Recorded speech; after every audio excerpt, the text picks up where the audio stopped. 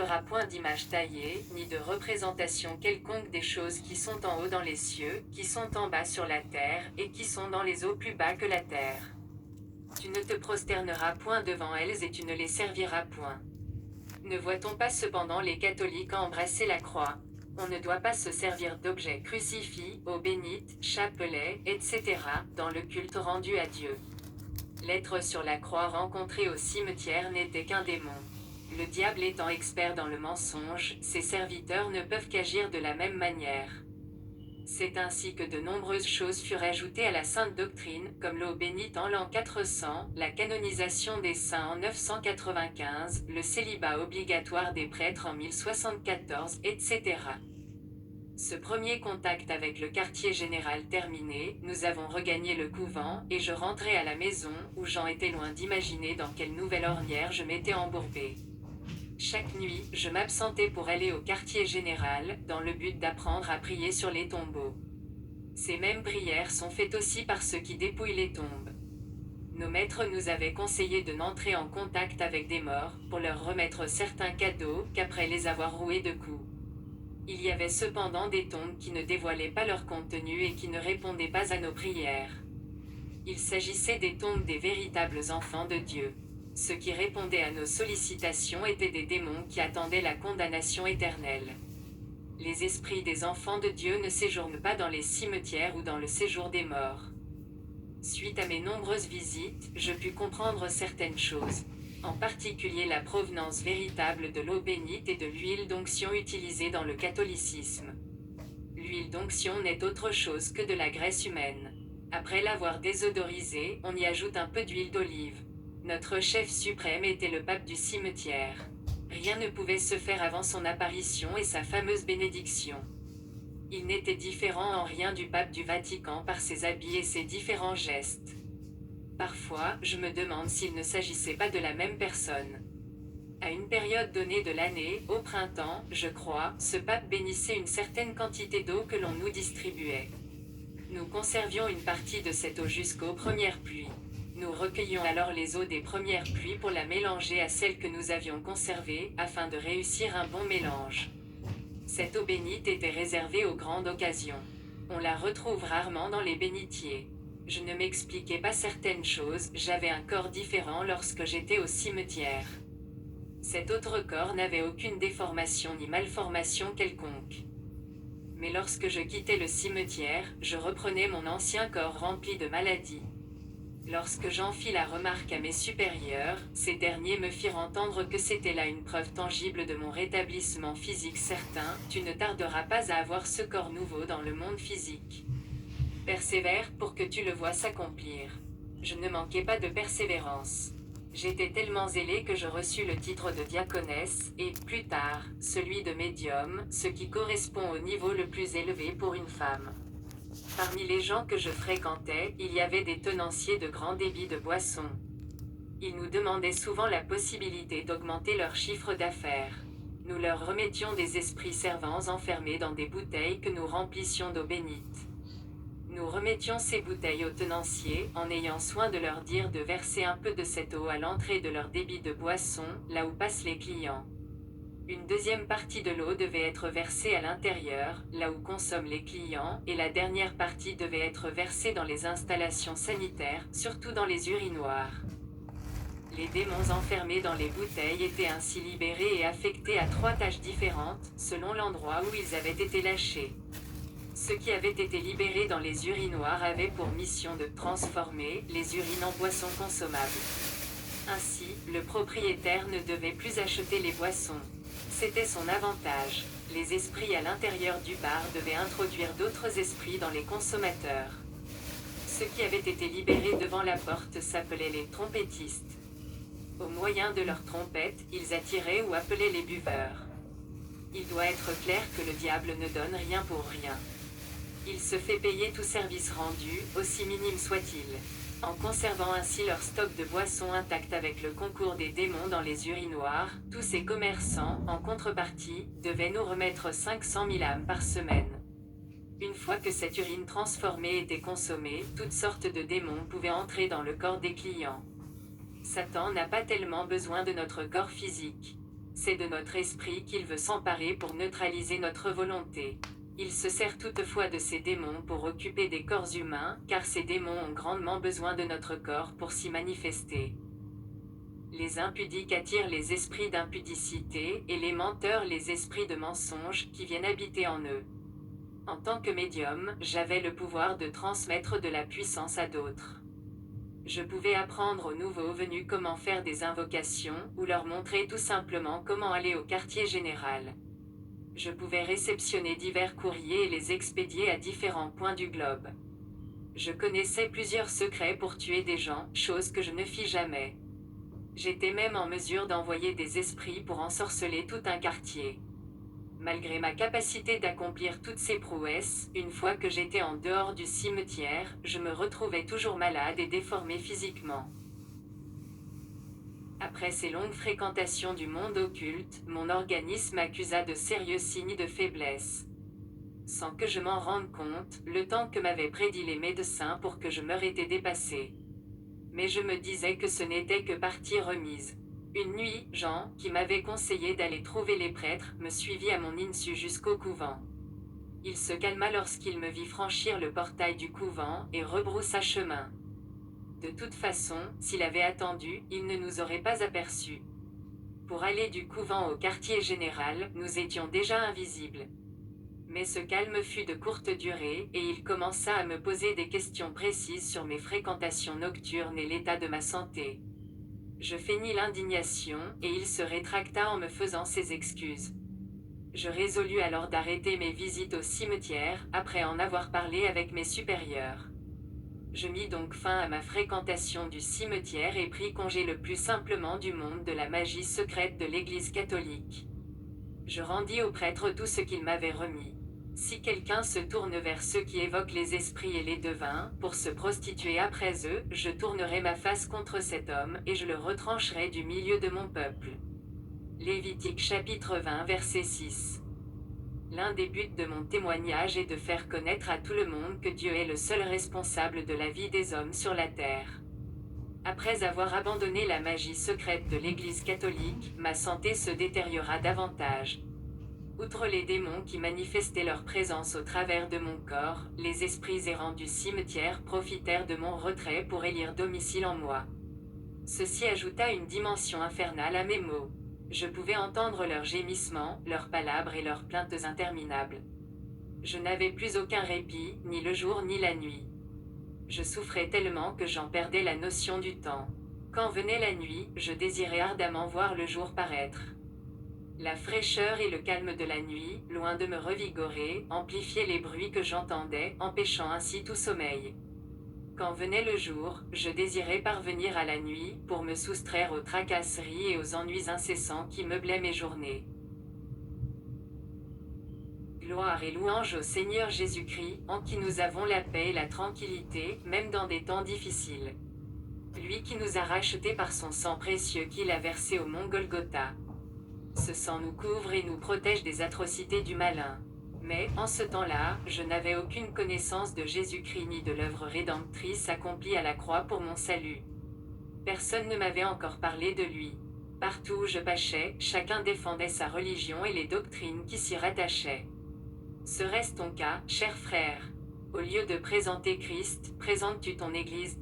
Présentes-tu le charisme de ton pasteur ou ta religion à quelqu'un qui a besoin de Christ? Dès avant notre visite familiale à mon village, mes oncles paternels et maternels, qui occupaient une position privilégiée au sein de la Rose-Croix, m'avaient fait enrôler au titre de colombe encore très jeune. Par la suite, au couvent, j'avais remarqué que le curé s'exerçait comme moi à la Rose-Croix. Je n'en étais encore qu'à un stade rudimentaire.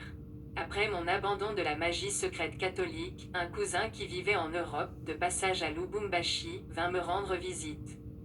On lui avait parlé de la médiocrité de ma santé et des péripéties que j'avais endurées pour un hypothétique rétablissement. Mon cousin resta calmement à mon chevet, sans rien dire pendant un moment.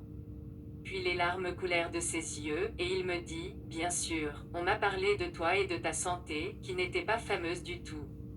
Mais de là à te trouver dans un tel état, non, Françoise, je n'en reviens pas. » Cette fois, ses larmes coulèrent de plus belle. Ce cousin était encore jeune lorsqu'il nous avait quittés pour aller en Europe. Il avait gardé de moi l'image d'une belle jeune fille. Devant la loque humaine que j'étais devenue, il n'eut pas la force de se retenir. Il me dit, puisque les mauvais esprits se sont ainsi moqués de ta santé et de ton corps, il vaudrait mieux faire intervenir l'énergie qui est en toi pour résister à toutes ces attaques. Pour cela, il est de ton intérêt que tu adhères à notre mouvement philosophique. Il existe en chaque être humain une force agissante. Cette force reste inactive tant que la personne qui l'abrite ne l'active pas par simple ignorance. La Rose-Croix a une double tâche, révéler cette force à son possesseur et l'activer avec l'accord de son possesseur. Me fixant intensément, il poursuivit, loin d'être une religion, la Rose-Croix est un mouvement qui englobe la métaphysique, la physique, etc.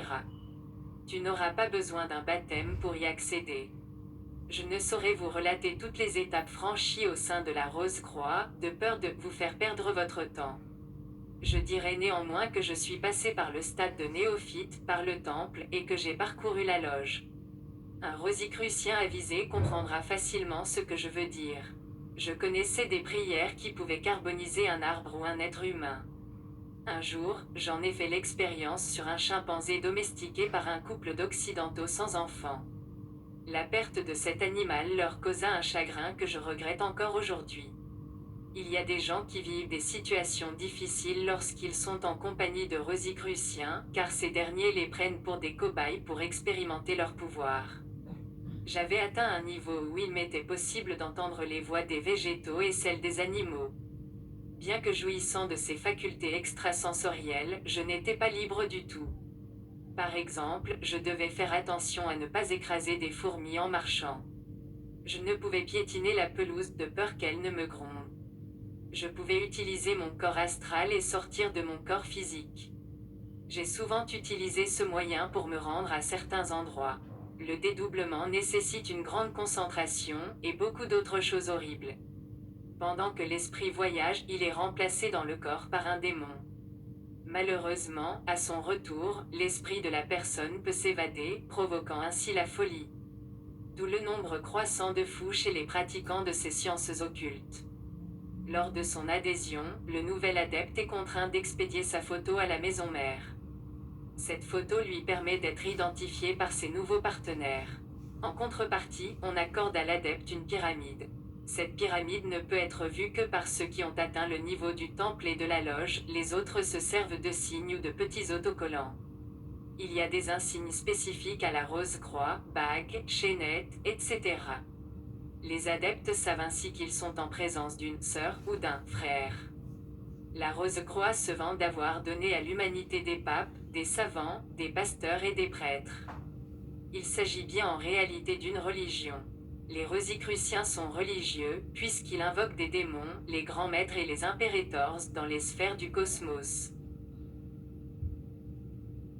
La Bible déclare que l'homme a été créé à l'image de Dieu. Les rosicruciens ont déformé cette vérité au profit de leur science. Voici ce que déclare une monographie rosicrucienne, l'homme, tiré de l'image de Dieu, a chuté à un certain moment. C'est une manière de ne pas dire clairement que l'homme a péché. Cette chute a fait que Dieu a placé l'homme sur un plan d'infériorité. La Bible dit que le péché a éloigné l'homme de son Créateur, cependant, l'homme peut se développer lui-même pour retrouver son état initial. Jésus a dit, « Nul ne peut venir au Père que par moi ». La banalisation du péché est monnaie courante dans la Rose-Croix. L'ivrognerie n'est qu'une manière de se distraire, tandis que l'impudicité n'est qu'une petite imperfection que Dieu a permise pour satisfaire le besoin de quelqu'un d'autre. Puis encore, on va jusqu'à nier le fondement même du christianisme, à savoir la mort et la résurrection de Jésus. Pour les rosicruciens, Jésus ne pouvait ressusciter, puisqu'il n'était pas mort. D'après eux, Christ ne pouvait mourir. Étant le grand maître de la magie, il ne pouvait connaître la mort. Pour eux, ce Christ est le seul à avoir atteint la perfection. Alors que selon la Bible, Christ est la perfection même. Pour tout rosicrucien, la mort n'est qu'un terme réservé aux personnes ignorantes. La mort ne serait que le début d'un nouveau cycle de perfectionnement. Pour expliquer leur incapacité à me venir en aide, ils me disaient « Ta dernière incarnation date du temps d'Hitler ». Au cours de cette incarnation, tu as tellement tué de gens que maintenant tu dois payer cher tes crimes. Tu es en train de payer pour les crimes que tu as commis dans ta vie antérieure. Tu ne seras parfaite que dans une prochaine incarnation. Mais tu peux accélérer ce processus en faisant certaines études. Les études en question consistaient à invoquer de manière occulte les esprits de personnes décédées, les maîtres invisibles et les impérators. Les choses telles que l'huile et l'eau mystique ne me furent d'aucune utilité.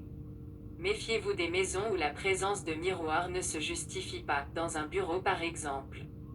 Les miroirs, les masques noirs et les habits en or nous servaient lors des grandes cérémonies qui se déroulaient dans de grands temples sataniques. Toutes ces étapes passées vous font comprendre que je n'étais plus du tout une novice. Cependant, je me suis éloignée de la Rose-Croix, malgré mes différents pouvoirs paranormaux, pour plusieurs raisons. La première raison est celle que vous connaissez déjà, ma santé ne s'était pas rétablie et j'étais toujours malade. La seconde raison venait de la constatation que j'avais faite, seuls les riches pouvaient accéder à la connaissance supérieure dans la Rose-Croix. Ce qui sous-entend que mon porte-monnaie en a souffert. La dernière raison qui motiva mon départ de la Rose-Croix est la suivante, je reçus un jour une lettre émanant de mes chefs, dans laquelle on exigeait que je choisisse de quelle manière je voulais mourir. S'il t'arrivait un jour de mourir, quel genre de mort choisirais-tu ? Mort par noyade, mort par asphyxie, mort par étouffement, mort par épuisement ou par maladie, mort par pendaison, mort à la suite d'une bagarre, mort à la suite d'un accident, mort pendant le sommeil, etc. Cette lettre suscita en moi un sentiment de révolte et de dégoût. Je perdis tout intérêt pour la Rose-Croix. Comment osent-ils me poser de telles questions, alors qu'ils connaissent les raisons profondes de mon adhésion à leur secte ? Guérirai-je après ma mort, et croient-ils que je vais gober leur histoire de réincarnation pour un nouveau cycle ? Pourquoi toutes ces questions ?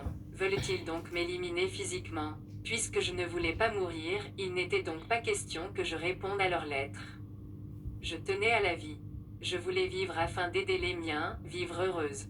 Mon cousin n'était plus sur place pour que je le tienne informé de la tournure des événements. J'eus donc le bon réflexe de ne plus assister aux réunions et de ne plus lire les monographies. Je résolus donc de quitter la Rose-Croix, malgré le fait que le nombre de voix que j'entendais avait augmenté, et malgré toutes les conséquences qui pouvaient en découler. Je m'abandonnais à mon sort, le sort de quelqu'un sans Christ. Un ami de mon grand frère m'informa des merveilles qui se passaient dans une récente secte orientale implantée dans notre pays. Il s'agissait de la Mahikari. Très peu de gens connaissaient son existence et encore moins y avaient adhéré. Bien que n'étant pas une religion en soi, la Mahikari enseignait une doctrine bien différente de celle que j'avais connue jusqu'ici. Toujours à la recherche d'une hypothétique guérison, je n'avais d'autre alternative que de m'engager dans cette nouvelle voie, malgré mes différentes déceptions enregistrées dans le passé. Je dus payer avec des devises mon adhésion, ainsi que l'achat de l'Omitama, un dieu étrange aux facultés bizarres. Pourquoi bizarre ? Tout d'abord, parce qu'il fallait l'acheter, ensuite parce qu'il fallait le transporter, le protéger et, au besoin, le cacher.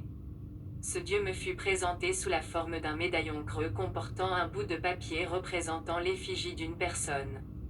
Le délai fixé pour ma mort était déjà expiré, mais j'avais toujours cette épée suspendue au-dessus de ma tête. Je croyais à tout ce que l'on me demandait de croire, afin d'atteindre mon but, qui n'était que la guérison physique. Ma ferveur fut si manifeste qu'en peu de temps je gagnai la confiance des maîtres. Ce qui me valut le titre de donneur de lumière. Quelle lumière pouvais-je transmettre aux autres, sinon une lumière noire et pleine de démons ? Cette secte enseignait aussi la réincarnation, ce qui lui attirait un nombre croissant d'adeptes. Les gens y venaient en masse car on leur disait qu'ils n'avaient plus que quelques occasions, au plus, de revenir sur la terre avant d'être en harmonie avec leur Dieu. Ces différentes réincarnations devaient les libérer de leurs diverses imperfections. Ainsi remplis de l'espoir de renaître bientôt parfaits, les adeptes se voyaient tout permis dans cette vie. Le christianisme donne aux enfants de Dieu le pouvoir de dominer sur la création. En revanche, dans la Mahikari, l'homme doit tout faire par ses propres efforts et ses propres moyens, pour dominer sur la nature et sur ses semblables. Mais je fus vite lassé. Mon corps accusait de plus en plus de faiblesse et de fatigue. Lorsque je demandais pourquoi je demeurais toujours malade, on me répondait que c'était une question de comportement. Ces esprits viennent du 5e ciel. Dès qu'ils auront terminé de faire ce qu'ils ont à faire en vous, ils vous laisseront libre. Les 2 tiers des enseignements que nous recevions concernaient les moyens d'obtenir des biens matériels. Des questions telles que celle-ci, comment devenir riche, comment doubler son capital, étaient courantes dans leurs réunions.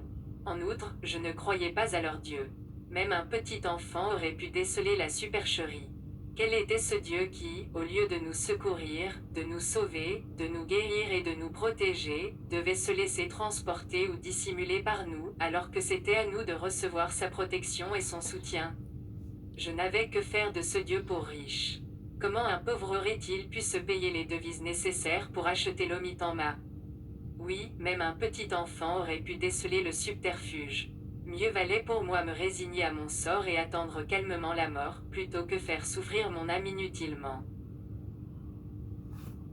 Toutefois, l'idée de mourir si jeune me chagrinait beaucoup. J'avais un mari et 4 enfants que je chérissais. J'étais prête à tout sacrifier pour eux. Pourquoi la maladie s'acharnait-elle tant sur moi, alors que le monde était rempli de candidats au suicide? Je priais Dieu. Je n'avais souvent pensé à lui qu'en dernier ressort, lorsque mon intelligence avait épuisé toute autre solution.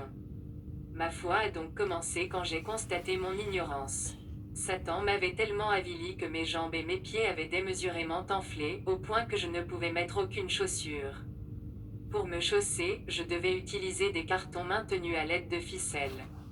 Un démon s'était logé dans mon dos et m'obligeait à rester en permanence dans une position inclinée. Même en ces temps difficiles où un seul regard porté sur moi incitait à la répugnance, Jean demeura à mes côtés. Que la grâce soit avec vous tous qui avez Jésus-Christ pour maître.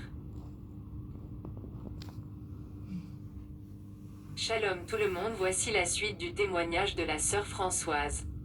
Merci à tous ceux qui se sont abonnés à notre chaîne. Partagez ces témoignages pour bénir d'autres personnes autour de vous, que Dieu vous bénisse et bonne écoute. Il existe en Inde une organisation magique occulte dont je tairai le nom, et qui avait, à cette époque-là, 2 bureaux de représentation en Afrique. Le premier bureau se trouvait au Malawi, tandis que le second était situé dans la ville même de Lubumbashi. Un après-midi, alors que je revenais de chez une parente, un inconnu m'interpella, c'était le représentant de l'organisation magique indienne au Zaïre. Hélas! Qui es-tu pour supporter le poids d'un aussi grand nombre d'individus? Je me tins sur le qui-vive pour voir s'il s'adressait bien à moi ou à un autre passant. En moi-même, je ne manquais pas de m'interroger sur l'identité de celui qui pouvait voir les personnes dont je ne percevais que les voix. J'étais certaine qu'il avait voulu parler de ces personnes. Malgré mon silence, l'homme insista. « Eh bien, toi, pour qui te prends-tu? » « Pour la reine d'Angleterre. C'est bien à toi que je m'adresse. Pourquoi fais-tu semblant de ne pas m'entendre? Ne sais-tu pas que j'ai la possibilité de te libérer de toute cette charge? Sois sage et réfléchis un peu. Si je t'aide, que perds-tu et qu'ai-je à gagner? Rien. J'étais tellement dégoûtée de la vie que je n'eus même pas le courage de répondre à ses paroles, ne serait-ce que par politesse. Comme un automate, je poursuivis ma route. Poussé par je ne sais quelle force, l'inconnu, loin de se décourager, me poursuivit, malgré mon manque d'intérêt. Sois sage et raisonnable. Je te donne tout de même mon adresse pour le cas où tu changerais d'idée et que tu voudrais contacter. Il me donna verbalement son adresse et me devança. Tout au long de son discours, je ne me suis même pas retournée pour voir à quoi ressemblait son visage. Continuant ma route en silence, je m'apitoyais seule sur mon sort et me mis à pleurer. Je me dis, pourquoi ai-je été si grossière envers cet inconnu? Comment a-t-il vu ceux qui me parlent souvent? S'il a pu les voir, c'est qu'il n'est pas un profane. Une fois rentrée à la maison, je continuais à me poser ces questions. N'avait-il pas raison, après tout? Qu'avais-je à perdre, puisque, dans l'état où j'étais, tout était perdu? Autant le revoir. Ma décision fut prise, il fallait que je le rencontre. Le lendemain après-midi, j'étais chez lui. D'après le nombre de véhicules que je vis garés chez lui, je compris que cet homme ne devait pas être un simple féticheur, mais qu'il était bien plus que cela. Un peu rassuré, je pénétrai dans la propriété. Lorsqu'il m'aperçut, il s'écria de loin, comme s'il s'attendait à ma visite, enfin, te voici. En tout cas, tu as bien fait de venir. Tu vas guérir de toutes tes maladies. Ce qui compte le plus ici, ce n'est ni le zèle ni la foi, mais le courage. Il te faudra beaucoup de courage.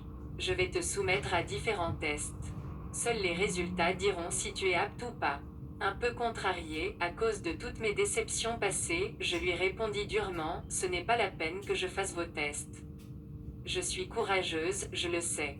Il y a quelques années, je me rendais parfois seule la nuit au cimetière. Autrefois, toujours à la recherche de ma guérison, j'ai passé une nuit dans un marigot plein de crapauds. Dans des sectes où j'ai été, j'ai assisté sans broncher au sacrifice de certaines victimes. Il n'y a rien à redire à mon courage. Tu es peut-être courageuse, je l'admets. Cependant, les ordres sont que tu passes tes examens avant toute autre chose, et il vaut mieux le faire d'abord. Le reste viendra après. Mais puisqu'il se fait déjà tard, reviens demain après-midi pour assister aux premières séances avec les autres. En me raccompagnant, nous traversâmes une salle pleine de gens nus, allongés à même le sol. Dans une autre salle, certaines personnes semblaient suivre un cours. Le lendemain, lorsque je revins, on me donna un crayon à billes et un cahier pour prendre des notes. Nous devions mémoriser des phrases dont je ne comprenais pas la signification, car elles étaient dans une langue étrangère à consonance orientale. L'enseignant se servait d'une baguette pour cadencer le rythme de la prononciation. Ce n'est pas sans raison que je mentionne ce détail. En mémorisant ainsi ces textes, nous nous ouvrions au diable et à ses démons. Le diable utilise la parole, non seulement pour propager son message mortel, mais aussi pour posséder les âmes. C'est ainsi par exemple que lorsqu'un magicien prononce une formule magique, il utilise un code qui doit déclencher un certain mécanisme. Dans la Rose-Croix, on pouvait se dédoubler et aussi parler avec des végétaux. Je découvrais à présent, chez mon nouveau maître, que le diable pouvait transformer un homme en animal, en une mouche, un boa, un crocodile, un moustique, etc. Les véhicules que j'avais aperçus lors de mon arrivée appartenaient à des clients.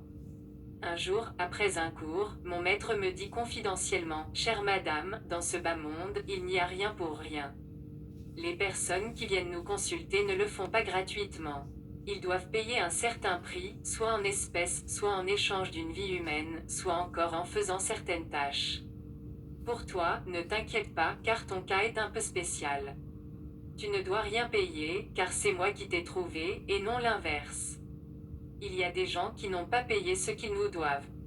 Cela paye leur dette de leur liberté. Ils sont transformés en animaux, en boas, en singes, en léopards, etc. et ils sont vendus à des zoos ou des cirques.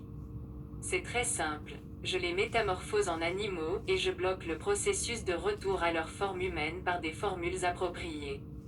La victime reste pour de bon dans sa condition. On la ligote, on la met en cage et on la vend en Ouganda, en Tanzanie ou le plus souvent au Kenya. Le drame de ces personnes qui restent sous une forme animale, c'est qu'elles continuent à voir et à entendre exactement comme des hommes, mais sans pouvoir communiquer avec nous. Les cours touchèrent à leur terme.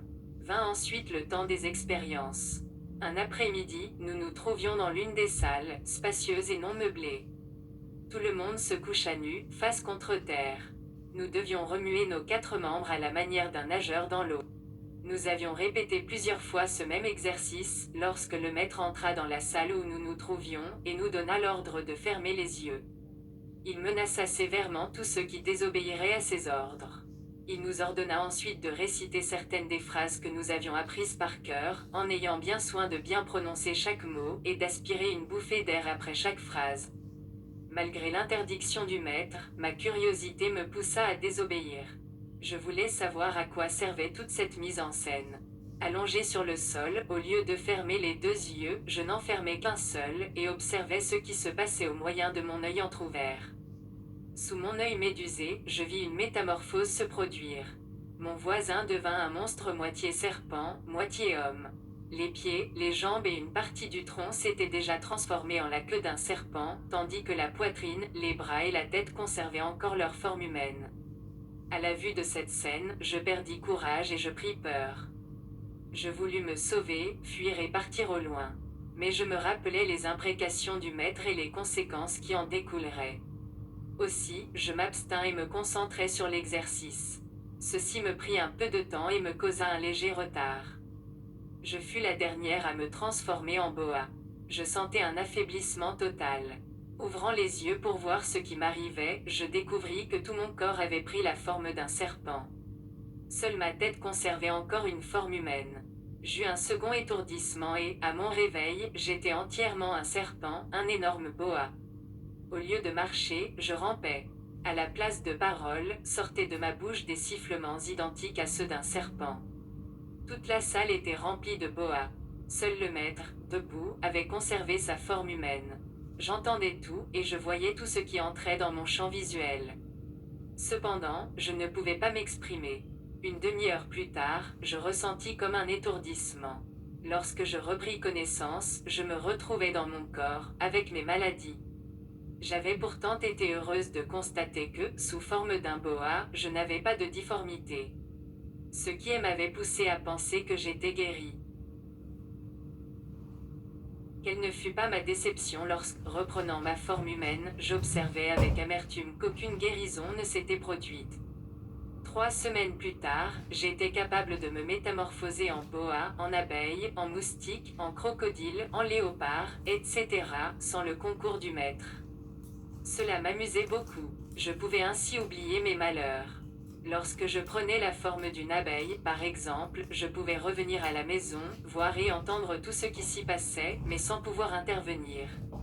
Le revers de la médaille était que, lorsqu'une personne se trouve sous la forme d'un animal ou d'un insecte, si cet animal ou cet insecte est tué, la personne doit nécessairement mourir, non pas sur place, mais une fois rentrée à son domicile.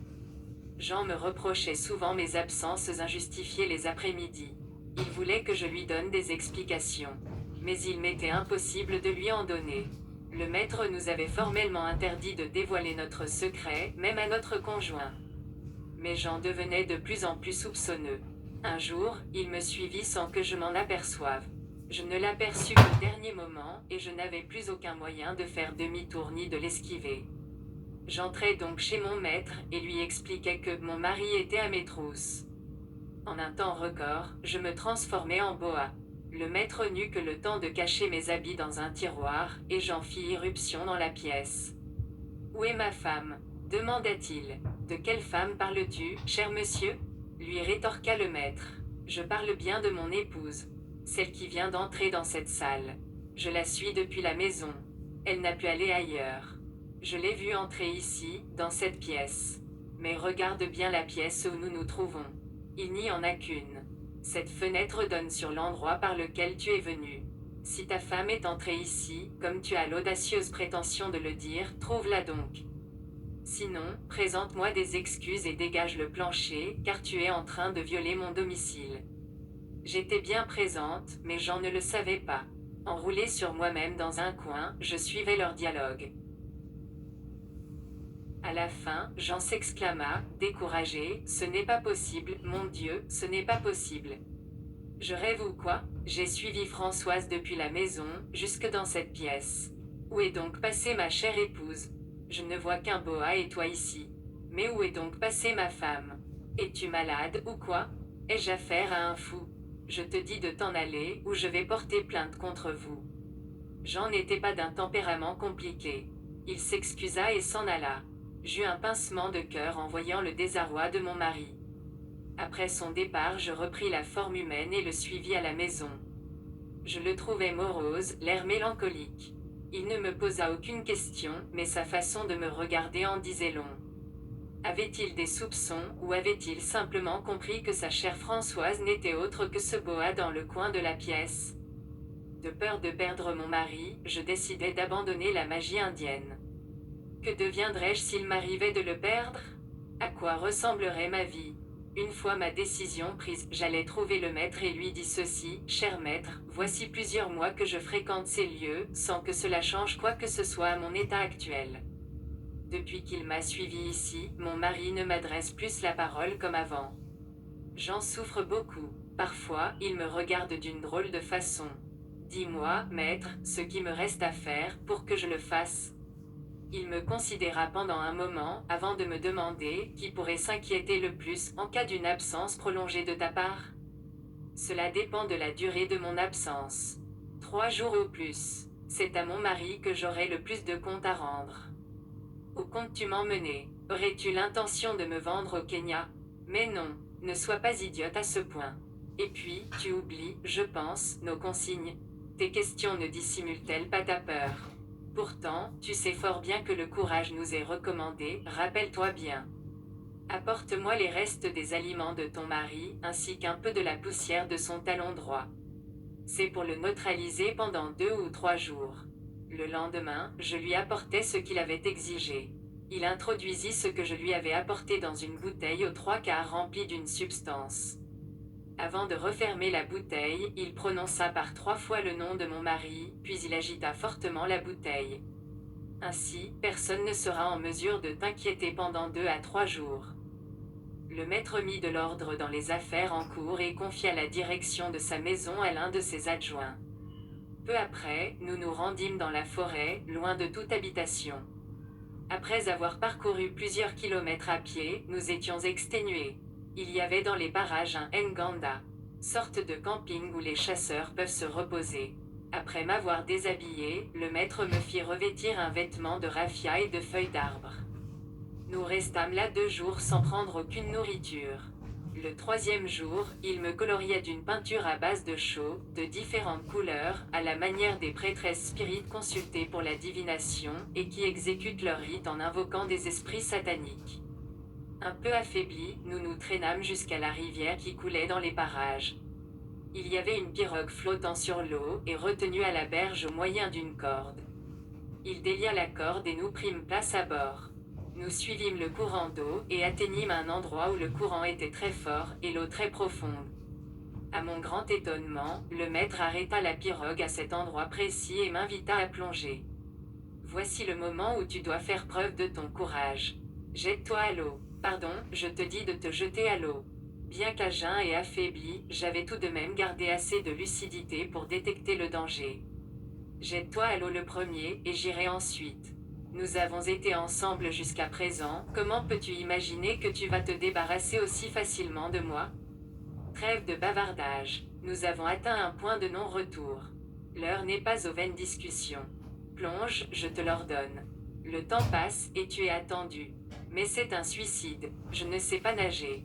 Si tu tiens à ce que je plonge, déplace la pirogue à un endroit où l'eau est moins profonde et moins agitée qu'ici. Sans cela, je ne plongerai jamais.